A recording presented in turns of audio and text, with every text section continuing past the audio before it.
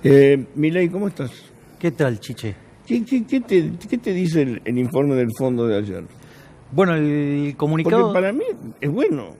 No, no es bueno. De hecho, fíjate Bueno, que... es bueno. Lo que dice es que nosotros estamos fundidos, que no Bueno, podemos lo que pagar está diciendo nada. es que Argentina claramente es un insolvente, que no puede enfrentar su deuda. Sí. Es decir, hace una Y referencia... le pide a los bonistas que le hagan una quita importante. Bueno, eso también es entendible. ¿Por qué?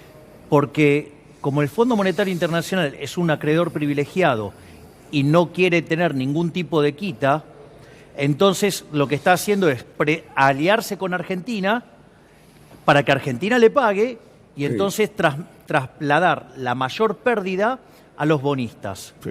Entonces, esa es básicamente la estrategia del fondo, porque no te olvides que cerca del 60% del capital del fondo se lo prestó Argentina. Y si el fondo tuviera que enfrentar una quita por parte de Argentina, tendría un problema muy grande. Entonces, básicamente envía un comunicado donde deja en claro la situación de Argentina, que Argentina es un país insolvente. Pensá que Argentina, para hacer frente a su deuda, necesitaría tener un superávit primario de 3 puntos del PBI. Argentina, es falso que el macrismo haya dejado un déficit de medio punto del PBI. Si vos lo medís bien, el déficit verdadero que dejó el macrismo es de 3 puntos del PBI. Por lo tanto, Argentina, la única forma que podría hacer frente a sus compromisos, ¿sí?, y ser digno de crédito sería con un ajuste fiscal de 6 puntos del PBI. Y la realidad es que, primero, que el gobierno no tiene la voluntad de hacer un ajuste de esas características, aun cuando se pudiera hacer. Y segundo, cuando vos emprendés un ajuste de estas magnitudes en un contexto donde no hay confianza, ese aumento de ahorro no se transforma en inversión y por ende el nivel de actividad económica cae y eso tiene consecuencias negativas en el plano social porque te aumentaría el desempleo, los pobres y los indigentes. Sí. Entonces, yo creo que están esas dos dimensiones. Es cierto que Argentina está quebrado, Argentina no muestra mucha voluntad de poner las cuentas fiscales en orden y quiere trasladarle el ajuste a otro agente. Como el Fondo Monetario Internacional es un acreedor privilegiado y tampoco quiere perder él, entonces le trasladan todo el ajuste. Yo te voy a corregir. Todo a los el ajuste bonistas. lo pagamos los que estamos acá adentro. Bueno, Después lo pagan los de afuera. Pero no, digamos, nosotros estamos pagando una parte y Lo otra pagan parte los la van a... jubilados, Sí, obvio, claro. Pero otra parte la van a pagar los tenedores de bonos, que van a sufrir una pérdida de capital. Pero es cierto que también cuanto más duro sea el ajuste sobre los bonistas, eso implica que de largo plazo vamos a tener tasas de interés más altas y por ende eso también ¿por qué vamos perjudica a el tener tasa de crecimiento. interés más alta?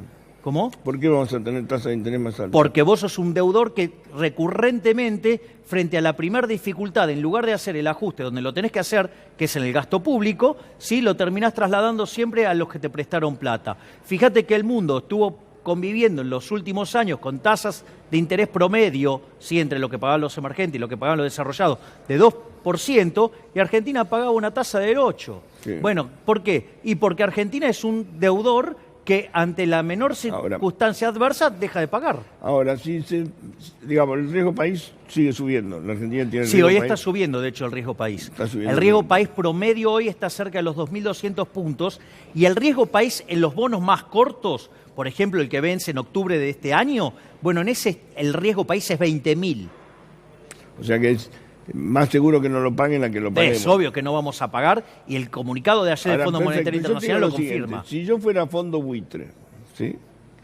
Los fondos buitres trabajan a largo plazo, no le importa, digamos. Van a todos los bonistas que tienen bonos en Argentina y se los compran a precio de remate. Y después te sientan y te dicen, yo no te doy quita ni nada por el estilo, voy a juicio. Bueno, Te vos lleno de juicios. Bueno, exacto. Bueno, esto es muy importante lo que vos acabas de decir. Vos lo que acabas de decir es no solo importante, sino que además, a la luz de la estrategia que está llevando Argentina con el Fondo Monetario Internacional, Sí. muestra que lo que se hizo ayer es gravísimo. ¿Por qué? Porque de esta manera vos estás estimulando a que los tenedores de bonos salgan, ¿me entendés?, y empiecen a materializar las pérdidas. Cuanto más estén bajando los bonos, eso se vuelve carroña para el buitre. Y cuando a vos se te meten los buitres adentro de esta negociación... No firmo nada, voy a juicio. Exacto, los buitres prefieren ir a juicio. ¿Por qué? Porque saben que tarde o temprano ganan. Los buitres siempre cobran. Entonces, ¿qué es lo que pasa? Entonces ellos van, tienen las estructuras de abogados, saben cómo hacerlo y lo que va a hacer es terminando que sea más complicada la negociación, y en el medio significa altas tasas de interés, que a los únicos que perjudica es a los argentinos. Nosotros ya estuvimos en default varias veces, ¿sí? Sí, este es el 9º default en los últimos 200 Pero de los años. registrados por la memoria reciente, tenemos el 2001, 2001-2002. 2002. Ahí tenemos el default.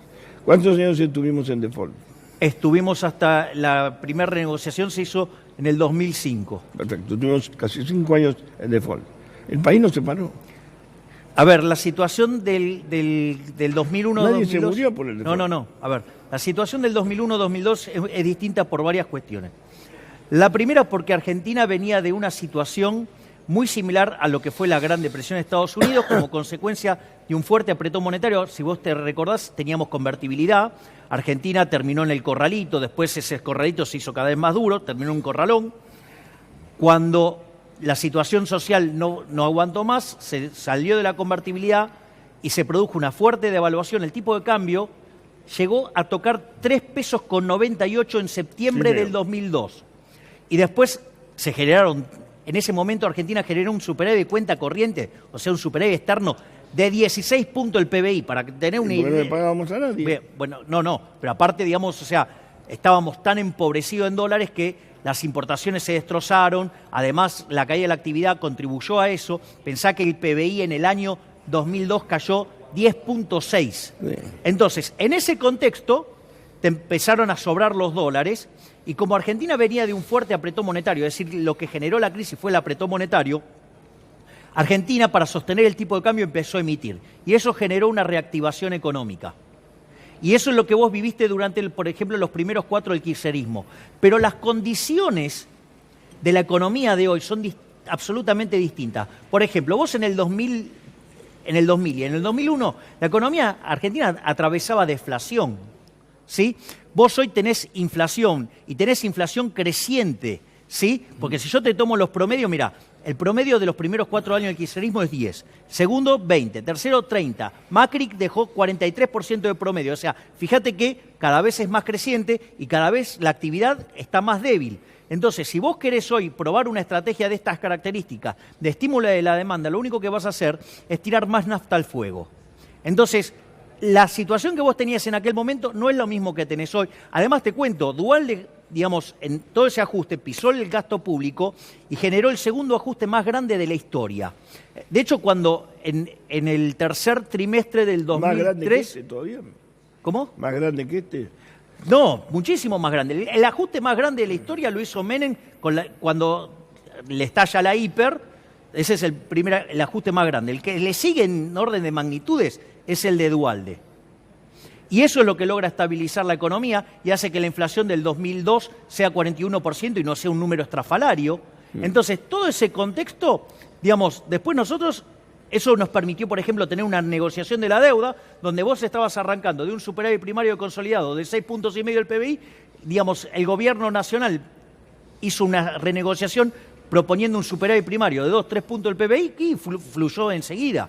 O sea, igual, ojo que ahora, si yo te digo, el 76% entró en el canje de Nielsen. Pero con eso es suficiente.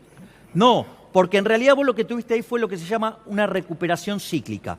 Si yo te no importa, pero la gente vivió, no morimos. No, pero es que el problema es que las condiciones iniciales son distintas, Chiche. A ver, si vos estás partiendo de una crisis, como lo que fue la crisis del 2001-2002, vos con emisión monetaria, porque la crisis tenía un origen monetario, ¿sí?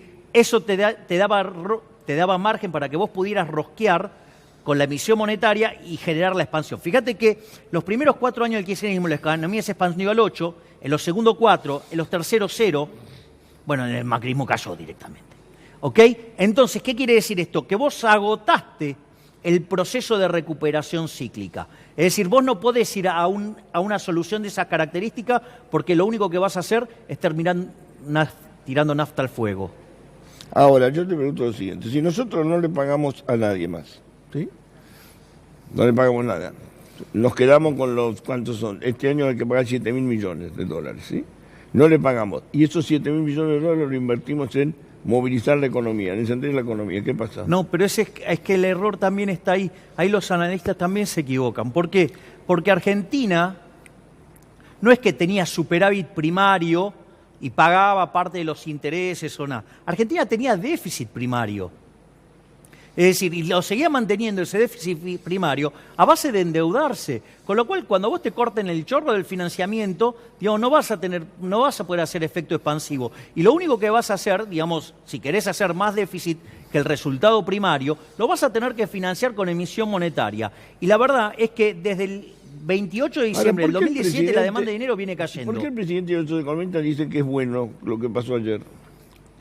Bueno, y vos me decís que es malo. Yo pienso que es bueno. Bueno. Que por lo menos, no, está bien, pero yo no sé, para mí es gratis. Bueno, está bien, digamos, o sea, el juicio de los mercados es claro hoy. Está cayendo 5% los bonos, listo. El riesgo país está en torno a los 2.200. Esa es la única... O sea, un desastre. Y obvio, ¿a vos qué te parece? Pero como lo celebró el gobierno... Bueno, hace una lectura incorrecta. Yo creo que hace una lectura incorrecta, porque esto lo que va a hacer es perjudicar aún más nuestra fuente de financiamiento de largo plazo. Argentina, pero si digamos... no nos presta nadie. Javier, cortalo. No, bueno, está bien. No en el corto prestan plazo. Ni para una colecta. Bueno, pero Argentina, después que salió el default, volvió a conseguir financiamiento. Bueno, digamos, obviamente que es caro. ¿Por qué? Porque justamente Argentina no honra las deudas, porque es de lo peor que puede haber en el, digamos, en el vecindario para tomar deuda. Pero, digamos, no es trivial el tema de cómo vos te financies, porque vos, si llegaras a entrar en un proceso virtuoso de expansión, digamos, vos podrías estar usando el ahorro externo para financiar una mayor inversión y no tener que hacer un ajuste tan duro en el sector público. Pero cuando vos te comportás de manera irresponsable con la deuda, bueno, pasan estas cosas y lo que termina haciendo es... pagarla, no tenemos plata, Javier. Pero ya lo sé, si yo lo dije... Bueno, a ver, yo tuve una pelea con el señor Eduardo Amadeo en mayo del 2017, diciéndole que esto terminaba en una mega crisis. ¿Y qué dijeron los cambios? No, vos sos un... Bueno, terminó mal. 2017. A mí lo que me preocupa es, si no tenemos otros... Porque no tenemos plata para pagar. Bueno, está bien, pero cuanto más... A ver... Cuanto más fuerte sea el ajuste que vos les hagas a los bonistas, a ver, vos no te podés financiar de modo permanente con el Fondo Monetario Internacional. Argentina hoy se está asociando con... ¿Qué financiamiento si no nos presta nadie un mango? Bueno, está bien, pero, Chiche, vos no podés pensar la economía como que dura 5 minutos. La economía no termina hoy, no termina mañana. Bueno, pero hoy... Bueno, vos tenés que pensar en un horizonte temporal más largo, que es el horizonte temporal sobre el que se da el crecimiento económico. Entonces, vos, siendo un pésimo deudor, bueno, entonces, digo, eso lo que va a hacer es limitar tu capacidad de crecimiento. ¿Por qué? Porque vas a tener menos acceso al financiamiento, vas a tener más altas tasas de interés, Javier, se va a invertir menos y la economía va a crecer cuando menos. El fondo nos prestó 57.000 millones de dólares, no crecimos un pito. Pero es que no... El mundo nos dio plata y no crecimos, no crecemos pero, porque no les interesamos al mundo. A ver, el Fondo Monetario Internacional le prestó plata a Argentina sin que Argentina sea digno de crédito. Sí. Y ahí, digamos, hay una cosa muy interesante, porque está lo que era la situación del ala política del Fondo Monetario Internacional, su cara visible, Christine Lagarde, y lo que estaba, digamos, el ala técnica, Lipton y los que venían abajo. Vos fíjate esto, Argentina no era digno de crédito. El staff técnico del fondo no quería darle la plata. Sin embargo, Argentina recibe la plata por vía de Trump. ¿Por qué? Porque era un préstamo, digamos, visto desde un lado político, ¿sí? Para evitar que volviera el kirchnerismo. Pero hay que pagarlo con quinta, no con política. No, obvio, claro. Pero entonces, ¿qué hace? El fondo le da ese apoyo contra lo que decía el staff técnico. Ahora, fíjate vos qué crueldad las cosas. Digamos, a partir de este desastre que Argentina no puede pagar, ¿a quién le hubieras volado la cabeza? ¿A Lagarde o le hubieras volado la cabeza a los técnicos? A Lagarde. Bueno, ¿a quién salvaron? A Lagarde. La mandaron al Banco Central Europeo. ¿Y sabes a quiénes echaron? Al equipo técnico. Al equipo técnico. ¿Te das cuenta? Es decir, en el fondo, los políticos nunca pierden. Es decir, siempre pierden... Es un discurso tuyo antipolítico, está bien. No, digo, pero, ¿y qué dicen los hechos? ¿Quiénes perdieron? Que los políticos nunca pierden. Y bueno, entonces... Gracias. No, por favor, un placer. Ahora, yo quiero entender por qué el gobierno dice que fue una buena noticia y vos me decís que es mala.